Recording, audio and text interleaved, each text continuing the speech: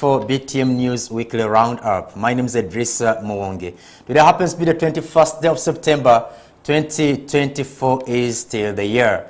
Now, this is the edition in which we take you through the big stories that happened during the course of the week. And in this week, we thought that these are the stories that you need to take a look at again. Or if you missed them, then this is the opportunity to look at them. Let's start in KCCA City Hall, where chaos erupted at the Kampala City Hall during a city council meeting as frustrations mounted over the city executive committee's failure to present a vital report on solid waste management. Now, the meeting turned ugly when the committee didn't provide a plan to address the city's worsening waste management crisis, a long-standing concern that has been amplified by the devastating Kitezi landfill collapse, which claimed over 30 lives. Now, following that, the Lord Mayor of Kampala, Elias Lukwago, apologized to Ugandans for what happened yesterday, explaining what caused the fracas. Take a look. And other matters we may not be privileged to tell you now, which explains that melodrama. We cannot allow this process to continue. In the interest of the people of Uganda, yes, Ugandans, we are stuck with the garbage. We want a dump site today, actually yesterday. But we must guard against plunder, which is likely to happen out of this crisis. The melodrama you're witnessing there is rooted in this. Partially, I'll explain the second directive. One of the explanation of that melodrama.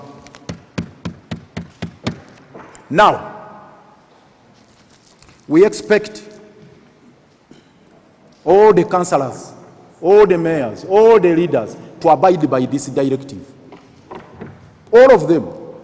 I do not expect any of the councillors, any of the city leaders vetoing this decision, halting the process of procuring land until we investigate this matter, we get a report, and in a council sitting, well organized, with the sobriety, modicum of civility, and decorum, we present this report, the damning report, on whatever is happening behind the scenes, and we take an appropriate decision in the interest of the people of Uganda. This is the directive we wanted to communicate today, one of the directives. That is one. We wanted to present this to council yesterday, including other information we have shelved for the time being, and at some stage it's going to come out. To share this with colleagues in council and present. The Honorable Sebuf will explain to you the details of what explains all those efforts to thwart the process of coming up with this pronouncement. Little wonder, I don't know whether you are surprised why the guns are not turned against any of the people in management, but they are turned against my team here. Isn't it shocking? I don't know how many of you love football. In soccer, when you see a player tackling the opponent who has no ball, not actually an opponent, tackling a colleague, not actually an opponent, a player tackling a colleague who has no ball, you know there is a reason. You should be inquisitive. Why? Why are they tackling Sebuf? You saw what happened. You have all this on camera. Why tackle? Is Sebuf the one who is the accounting officer? Is Sebuf the one who is even handling all this? but the one who is overseeing, the overseer, is the one who is getting the boot. Not even on the leg, but on the head. But the overseer. So we put there a guard. From that, the leader of opposition parliament challenged the office of the Prime Minister to consider putting in place a waste management plan for Kampala to avoid tragedies like that in the Chitezi landfill, where over 30 people lost their lives. Now, according to Joe Senyonyi, there is a time bomb in Kampala that is looming soon if the issue of garbage is not addressed comprehensively. This, as the Minister for Kampala was said to give a statement regarding waste management, including Chitezi on Thursday this week. Having the foul water from the landfill now flowing in other people's residences, leave the 200-meter buffer zone, those ones who are now in the camp. So, to my prayers, Right Honorable Speaker, right now, we are asking and we pray that since it was through this very house, when the August House was briefed that there is space at Dundu, and it was entirely a residential space, could we get to know when government is going to expeditiously have the matter of Chitezi resolved by having compensation? It is worthy noting that the Chitezi landfill collapsed on the 10th of August. Until now, nothing has been done to address the effects. Josephine Motesi Kemonyo, BTM News Today.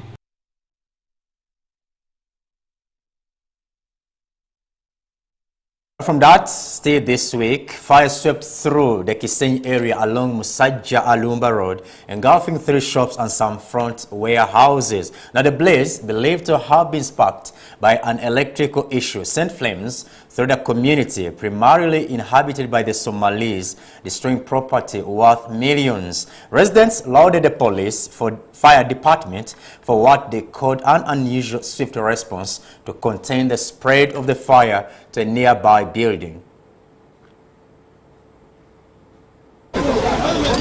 Upon arrival, we found the police fire brigade actively engaged in extinguishing the fire that had engulfed 3 shops and portions of adjacent warehouses in the Senyi area.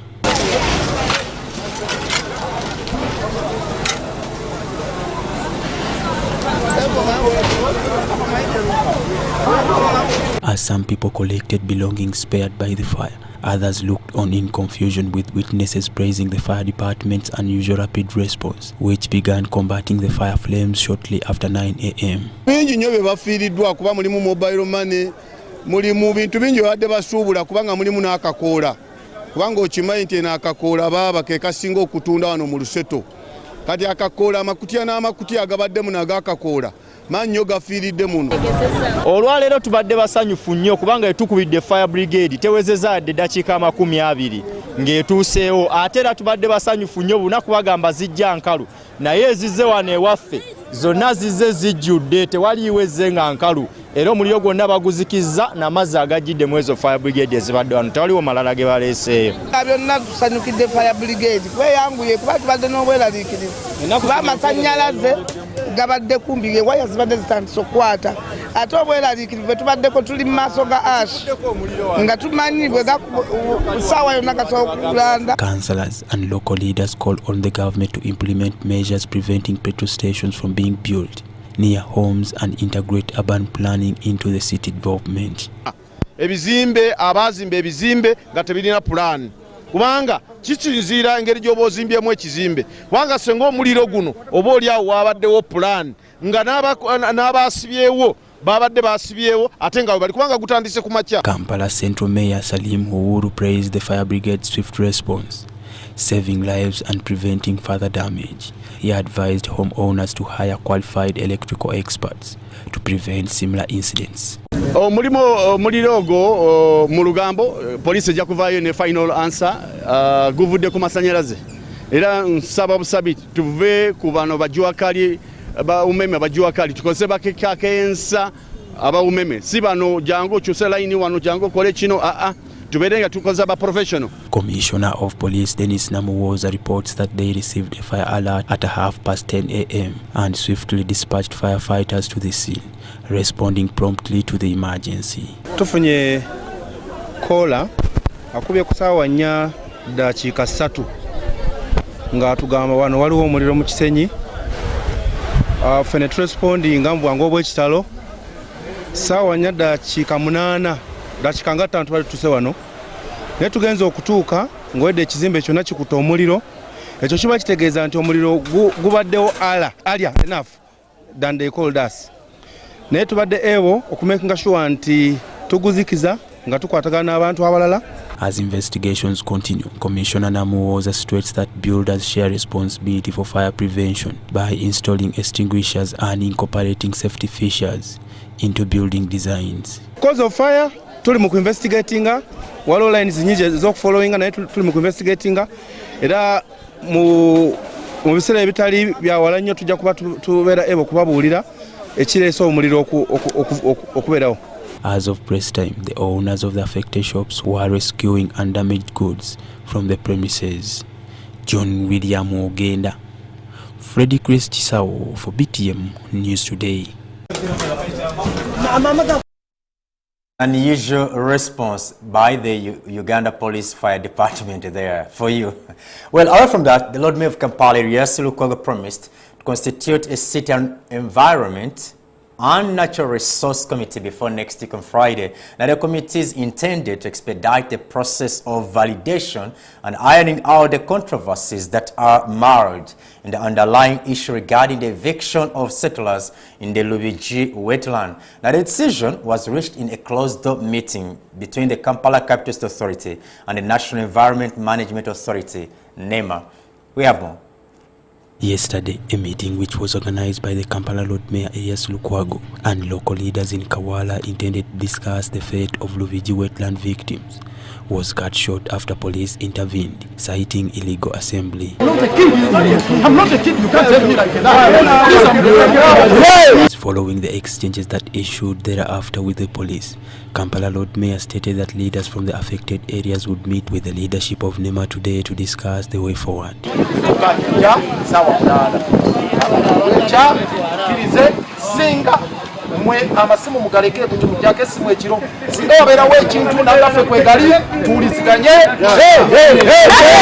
In a closed-door meeting where the media was not allowed, various members of parliament and councillors representing the people of Kampala were in attendance. Speaking shortly after the engagement, the Lord Mayor highlights that a consensus has been reached, including the compensation of people within the Lubigi corridor. Their people were supposed to be compensated and they are within Lubigi corridor.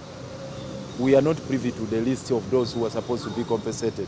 The ED said there is a communication that came from the office of the ED KCCA, which unfortunately was not even shared with my office. Can you imagine that I was part of the initial engagements with the ED NEMA here and the team? We had a meeting at KCCA to constitute the City Environment and Natural Resources Committee, which meeting aborted, and subsequently a communication was generated and shared with the ED NEMA here, and the ED KCCA did not find it fitting to share a copy with me. He also questions the delayed response to the petition delivered by the people who were recently evicted from areas of the Lubigi. Lukwago indicates that there are still mixed figures of how many of the evictees had been served with the restoration orders. Those who had been served with the restoration orders were only 8, meaning those are the only people who are going to be evicted. Only 8. Then the person who chaired the tribunal said no, there were 15. So we are not so sure. We are still verifying that how many people actually had been served with the restoration orders and were due for eviction. They were going to be evicted, in which case those were supposed to be given a right to a fair hearing. To iron out the underlying issues, the Lord Mayor says they ought in 2 weeks to constitute an Environment and Natural Resources Committee as prescribed under Section 27 and 28 of the NEMA Act 2019. We have given ourselves a task to constitute the committee, the City Environment and Natural Resources Committee, under the provisions of Section 27 and 28 of the NEMA Act 2019, within 1 week from today, and thereafter thrash out all these issues, iron out all these controversies, get to understand who was served with the restoration order and who was not served. Who came to Rubiji before the promulgation of the 1995 Constitution and who came subsequent to that.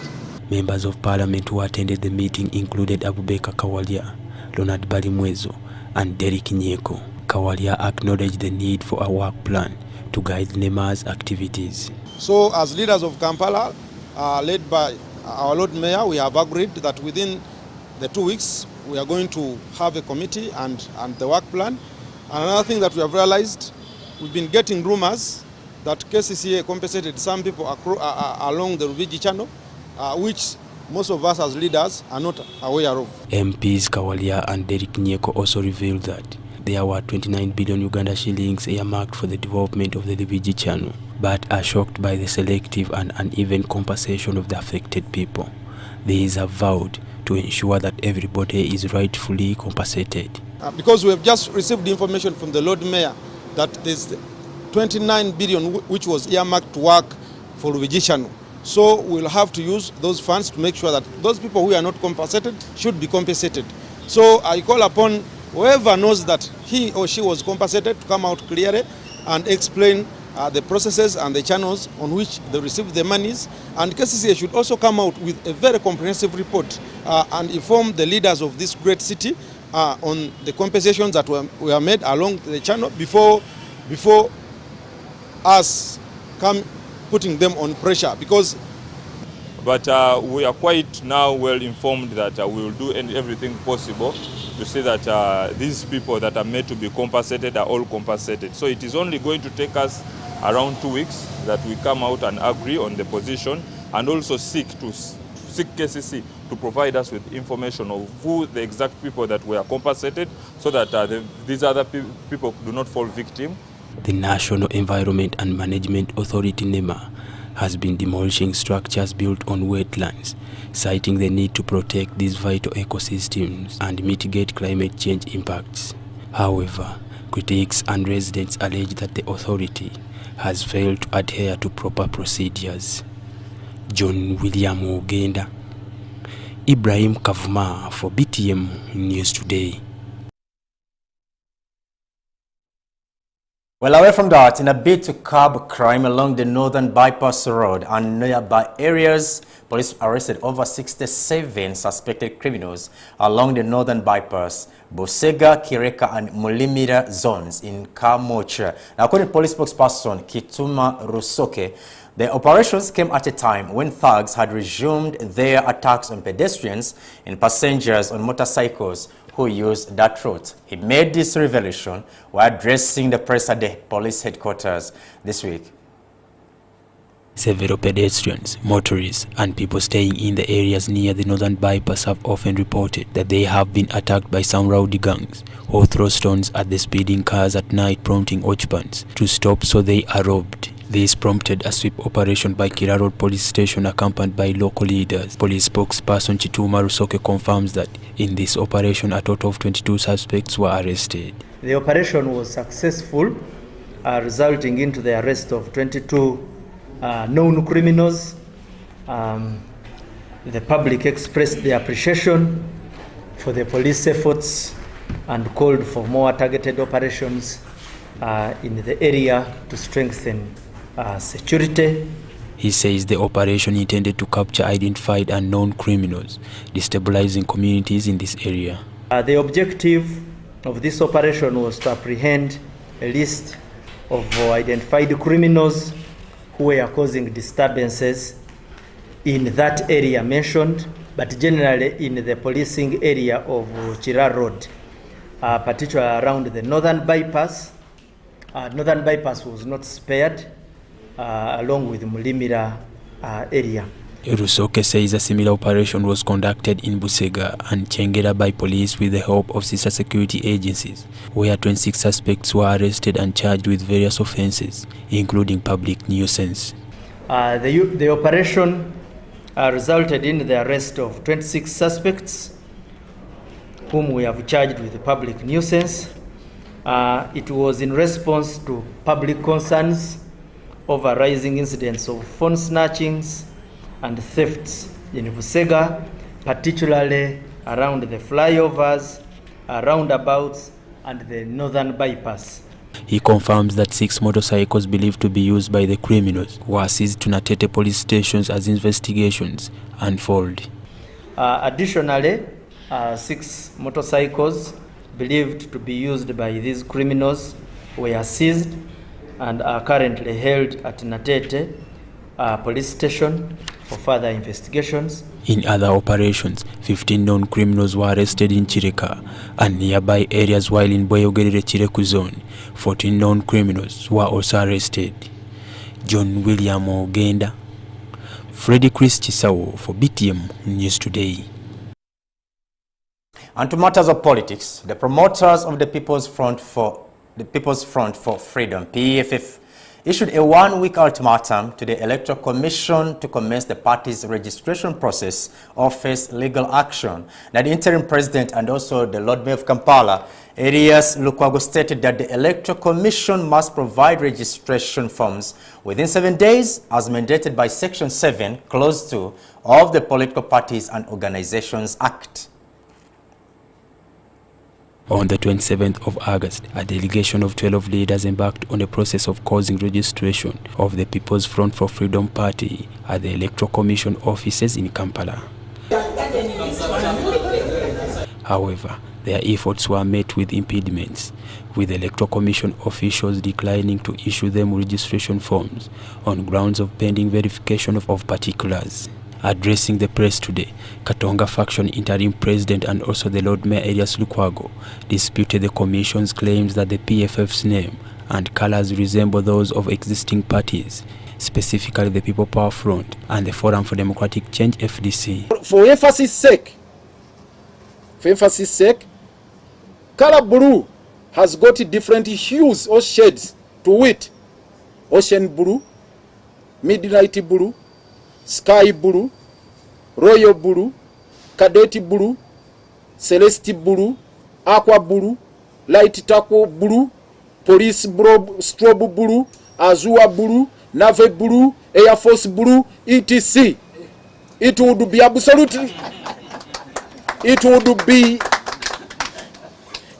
be absolutely hogwash for one to suggest that FDC patented all the shades and hues of blue. That would amount to insanity. He argued that the royal blue is distinct from sky blue and that no party can register patents for colors. The allegation of similarity in colors with those of the Forum for Democratic Change is neither here nor there, since royal blue the promoters are seeking to reserve is absolutely distinct from sky blue registered by the FDC. You would also wish to know that the framers of the Political Parties and Organizations Act did not purport to create an absurd situation where a primary color could be exclusively patented by a single political party. We seek to be challenged on this. No single political party can register a primary color and patent it as its own. That is not there in law. If that were to be the case, there would be only 3 political parties to rhyme with the 3 primary colors under the color symmetry, namely red, blue, and green. The Electoral Commission had advised PFF to reconsider its name and colors, citing potential confusion among the public. However, Lukwago insists that reservation of name, symbol, slogans, and color for registration is desirable but not mandatory, and that they cannot be denied registration forms on allegations of similarity in color and name. Reservation of a name before registration is desirous but not mandatory.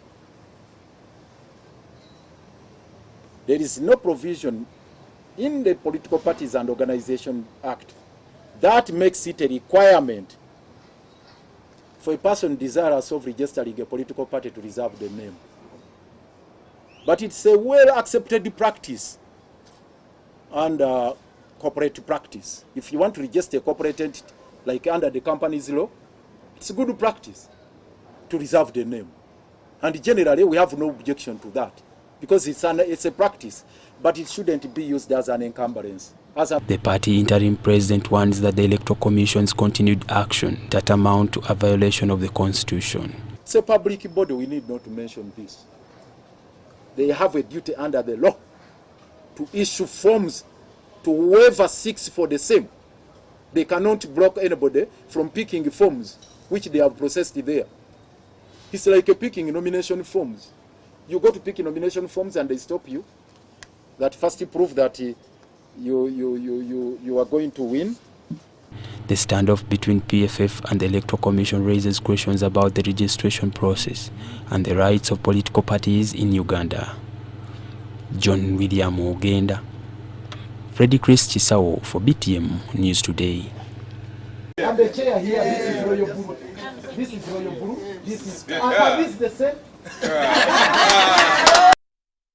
This week, Fred Mukasambide, the National Vice President of the Democratic Party, expressed doubts about the success of some electoral reforms proposed by his party president, Norbert Mao, who also doubles as the Minister for Justice and Constitutional Affairs. Now, Mbide warned that the intended reforms may be minor and only address the nature of the evidence presented in Supreme Court presidential petitions rather than tackling more substantial issues. As electoral reform proposals proposed by the DP President and the Minister of Justice and Constitutional Affairs Norbert Mao are poised for review by the Law Reform Commission and Parliament, questions are being raised about their potential to transform Uganda's democratic landscape. The proposed reforms encompass the synchronization of presidential, parliamentary and local council elections and a shift towards a proportional representation system with an upper and lower house in Parliament. However, speaking to Fred Mukasambide, the National Vice President of the Democratic Party, expresses skepticism over the success of such a proposal in Parliament, citing limited time, yet such an amendment requires a referendum. I doubt whether a bill of that nature can be generally passed in this Parliament, because that bill affects provisions of the Constitution. I can only cite maybe two. I can cite provision Article 1 of all, the article on all power belongs to the people, and of course the objective 2 of the national objectives and directive principles of state policy that are also part of the Constitution under Article 8 capital A. Now the meaning is that to touch such you may need a referendum, which in my opinion I doubt whether we have time. He warns the public against being excited with what he called minor reforms, highlighting that the intended reforms only address the nature of evidence presented in Supreme Court in presidential petitions rather than the overall issues. Reforms are extremely minor. In my opinion, they are based on results of presidential petitions that have found themselves before the Supreme Court of Uganda. And they are majorly to deal with the nature of evidence, of course, skedaddling from what we have been using as affidavit evidence to include oral evidence, and of course the time frames within which, of course, filings and management of such cases and decisions should be given. So those are narrow areas that I would not want the population to get excited about. Mbide contends that the type of reform that is much required in Uganda's circumstance is the nature of appointment of the Electoral Commission chairperson. And that is the question, who is your boss? Now, that question, usually the answer is in terms of who pays you and who appointed you. And when you celebrated on the appointment, upon the appointment as chairperson of the Electoral Commission, obviously the answer is known. Now, if the answer, the personality in answer is also a competitor in an election, then you know what kind of conduct of such an election would have to be. So, in my opinion, the nature of composition of our Electoral Commission is extremely material if we are to deliver a free and fair election. As Uganda's democratic landscape continues to evolve, the effectiveness of these reforms remain uncertain. The Law Reform and Parliament are set to review the proposals. However, Mbide's concern underscores the complexity of the issue. John William Ogenda, Freddie Chris Chisawo for BTM News Today. BTM News Roundup, Weekly News Roundup takes a break now, but don't leave us, because we still have a lot that we gathered and we feel that you need to take a look at again, or if you missed, then you shouldn't miss out on this opportunity to see what transpired during the course of the week. We'll be right back shortly. Don't go away.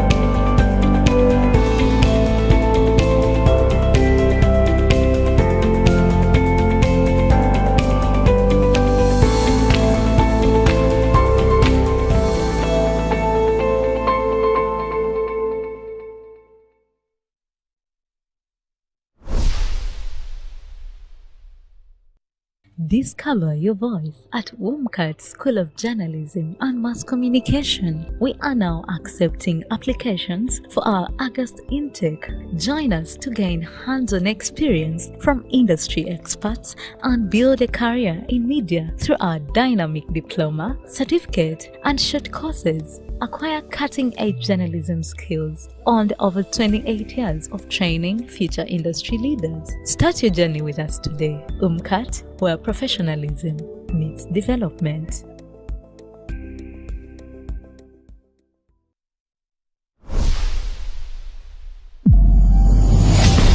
Uliyunga wikakasa ddoboozi lyo wetaaga okutumbula ekitone ky'omu kuyimba kano kikasiireko BTM TV akuleetedde Raise Your Mic yimba ate ensonga za kuyimbira ku live band nga abawanguzi bakwewangulira ebirabo eby'enjawulo okuli obukadde bw'ensimbi 5 pikipiki kapyata okulikodinga nyimba mu audio ne vidiyo n'ebirabo ebirala bingi obwetaba mu Raise Your Mic genda ku simu yo nyiga *247*407# olondeko option ya Raise Your Mic olondeko option ya Participate osindike message buterevu ojja kuba weetabe mu auditions wano ku BTM TV abaana babayiseemu ku mutendera oguddako bakulondebwa abalabi bafe aba BTM era beewangulira ebirabo biwugiddwa Simba Automotives ne bikutuusibwako BTM TV.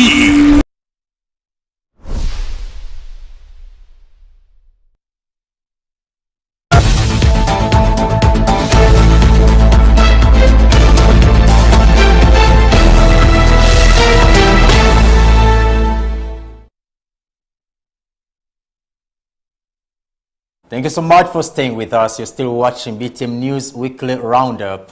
My name is Idrissa Mwonge, and we come live to you from here, Turban Center, along Kampala Road, where we are based. Now, in this edition is where we choose the biggest stories that transpired during the course of the week, and we re-air them just for you. Now, moving on, the movers and seconders of the motion seeking to impeach the 4 embattled commissioners of Parliament asked the Speaker of Parliament to comply with the law and put the matter on the order paper for debate and voting. Theodore Sechkubo, Remiega County Member of Parliament, raised concerns over the delay by the top leadership at Parliament to include on the order paper this motion seeking to censure the 4 commissioners over the shillings 1.7 billion service award, saying the 14 days within which such a motion must be tabled before Parliament elapsed a long time ago. Now, he says new amendments are being made every day by the leadership of Parliament, and these adjustments are aiming at trashing their motion. It should be remembered that in July, the MP secured the requisite 177 signatures to censure 4 backbencher commissioners. Take a look. It gotten into the processes of Parliament, it had to be processed to its logical conclusion.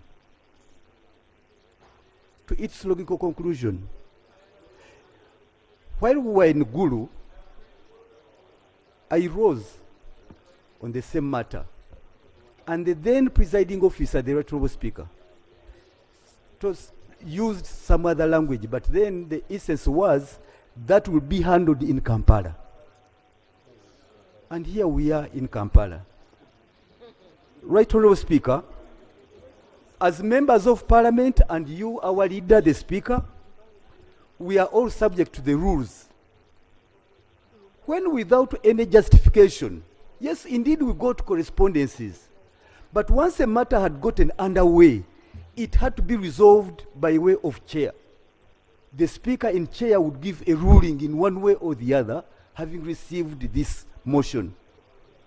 And we waited. In one way or the other, we cannot go by letters. But the House had to be constituted, fully constituted, so that we get a ruling from the speaker while seated in the chair, because that is the authority you get over this House. To date, we've not gotten that. We are humble before you. We are before you. This is our House. Before you know it, Right Honorable Speaker, according to the evidence we have, we went to court and got a record of proceedings. And in the record, you'll be surprised. There are 2 sets of minutes of that very impugned service award. In one of the minutes, chaired by the Right Honorable Speaker, with commissioners, Honorable Matthias Mpuga, Honorable Kampulira, Honorable Sirwanyi, and Honorable Esther Foyochan, and other members of staff. But another set, we are seeing the Right Honorable Speaker, the Deputy Speaker, you attended that meeting, and other commissioners. So every day as these matters stay on, there are new inputs being made. And yet from the word go, the Deputy Speaker was not in that meeting. Every day we delay, new inputs are being made, corrections to the minutes are being made, and we are left at a loss. So, Right Honorable Speaker, why are you doing this injustice to this House? Why are you doing the injustice to this country? We are humble before you. But as we wait for your time to bid, you are putting in other innovations in the minutes, and we look ugly. This House is looking ugly. We are looking very bad, Right Honorable Speaker. And we thought we should avoid the technicalities. You must rule on this motion in one way or the other. We may lose the motion, that doesn't matter. But for the honorable members who appended their 186 signatures, they need justice to this matter. We can't just walk away. We need justice, because short of this, you'll never get a motion to be supported and sponsored by members of parliament. Thank you.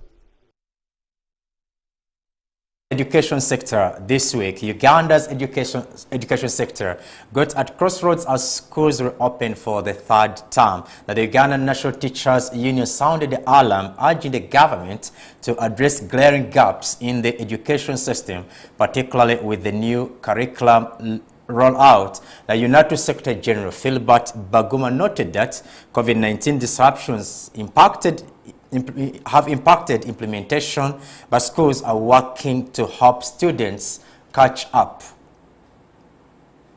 Schools having opened this week on Monday, the Uganda National Teachers Union UNATU has indicated that given it's the first quarter of the candidates under the new curriculum, it is essential for the government to intensify its efforts in reforming the education sector, as numerous gaps require attention. Teachers who were trained obviously took close to 2 years without implementing what they were trained in. You saw the delay in scholastic materials from the ministry, and therefore schools are not on the same page in terms of readiness for these exams. But come mid-October, all schools will do exams and will be assessed. But we need to do better as a country, because we cannot continue doing everything as an emergency. UNATU Secretary General Philbert Baguma says the implementation of the new curriculum was affected by COVID-19 pandemic.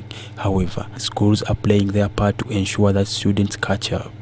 He expressed concerns regarding certain teachers who, despite the opening of schools of the 3rd term, continue to demand their salaries from the government, which adversely affects the teaching and learning process.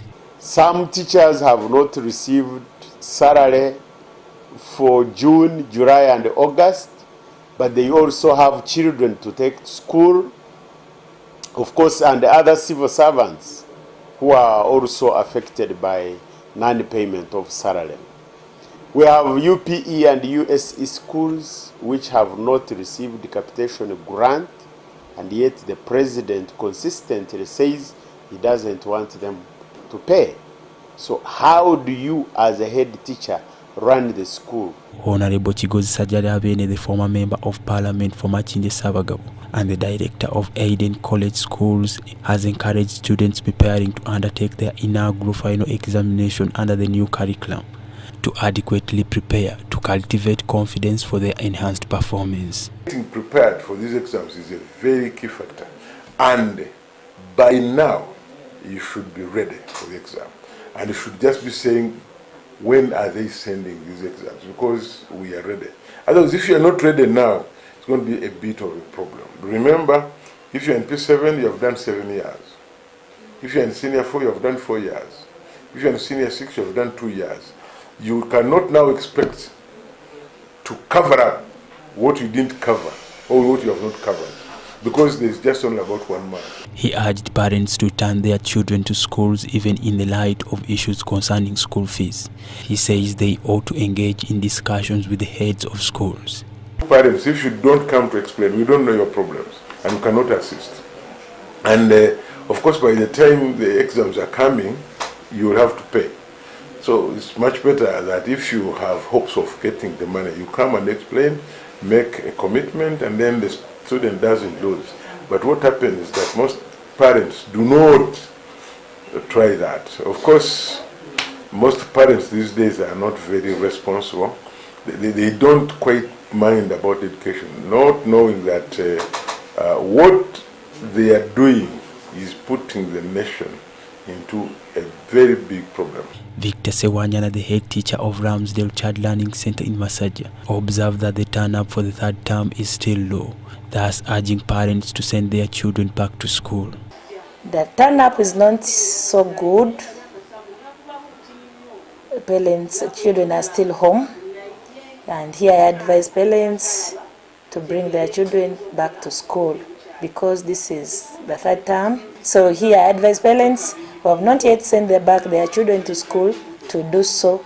The term is too short and very hectic. She adds that parents should think more about the safety of their kids. As these kids are coming to school, more so the day scholars, parents should be very keen the way their children come to school. Some of them, they close busy roads, on the roads.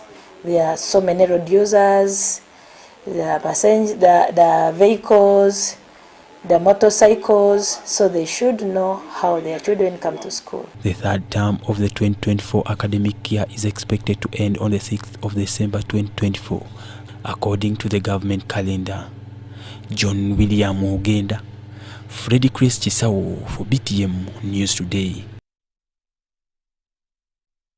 This week, the Deputy Speaker of Parliament, Thomas Tayewa, gave the State Minister of Education, Joyce Moriku Kaducha, an ultimatum of 1 month to address the concerns of newly promoted head teachers and their deputies who are hesitant to take on their new roles due to salary discrepancies. Now, this directive came after Elgon North legislator Gerard Nangoli brought attention to the issue during plenary, highlighting that several science teachers promoted to administrative positions had declined due to the low salary scale. The government tripled the salaries of science teachers in public schools following a directive by President Museveni in 2023. However, this did not only spark discontent from arts teachers, but also other members of staff, with over 200 head teachers and their deputies seeking demotion in a bid to benefit from the salary enhancement. Raising the matter on the floor of Parliament today, Elgon North legislator Gerard Nangoli highlighted that several science teachers who have been elevated to administrative positions have declined their new roles due to the low salary scale. But they have declined to pick appointment letters because their salary has been changed from being a scientist to an administrator. Nangoli put the line ministries to task to address the issue, citing President Museveni's directive calling for harmonization of salary disparity between the school administration and the science teachers. There was even a directive from the president that this position should be harmonized.